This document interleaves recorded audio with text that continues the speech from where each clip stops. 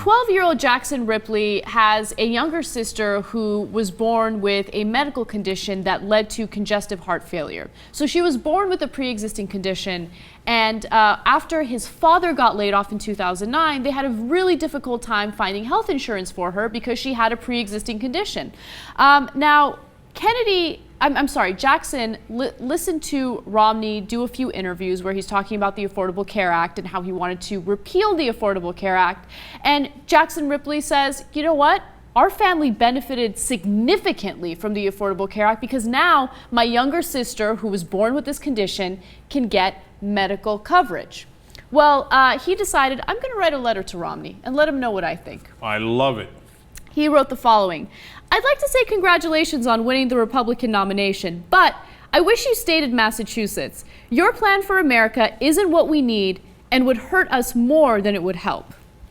Now, look, let me just pause there for a second to say, like, a lot of people will say, hey, you know what? I bet the parents put the kid up to it. He's really young, et cetera, et cetera. But you got to understand something. His sister's life is on the line.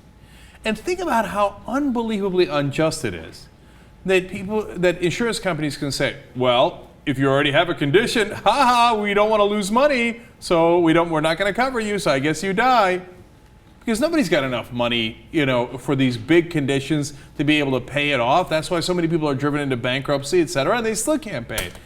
So what kind of a cruel and inhumane system do we have where we let little girls like that die because, hey, private insurance decided they wouldn't make as much of a profit off of that?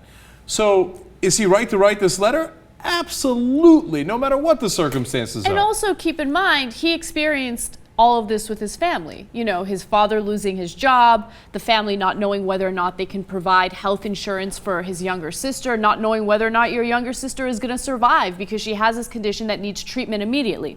He continues to write, under Obamacare, insurance companies can no longer deny Kennedy and kids like her the coverage they need and deserve. Because of Obamacare, my little sister was able to have the several surgeries she needed that helped save her life. When you were interviewed on Meet the Press, you stated that you would not repeal this part of Obamacare. But then your campaign backpedaled, and on The Tonight Show with Jay Leno, you said you would repeal this. So damn, catching him in his lies. Man, this guy's paying close attention, bless his heart. So, maybe he's watching the Young Turks. That's where he picked it up. So, that's basically the gist of the letter. He's saying, you are not what America needs. Here's an example of Obamacare, which I hate calling it Obamacare because Republicans use that as a way to attack him. But, this is your way of, taking something away from us that we desperately need. And I love that a 12-year-old is paying attention.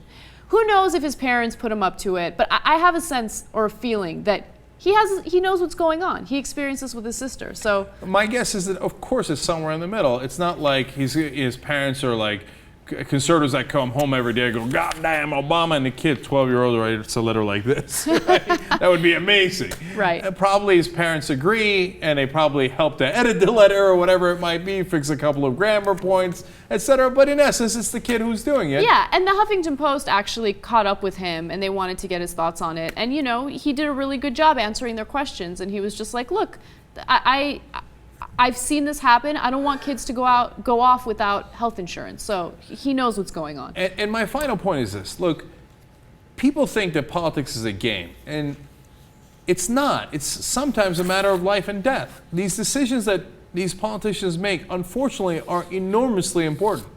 And if you make the wrong decisions, a lot of people suffer because of it, and oftentimes many people die because of it, whether it's a war or whether it's stuff like this.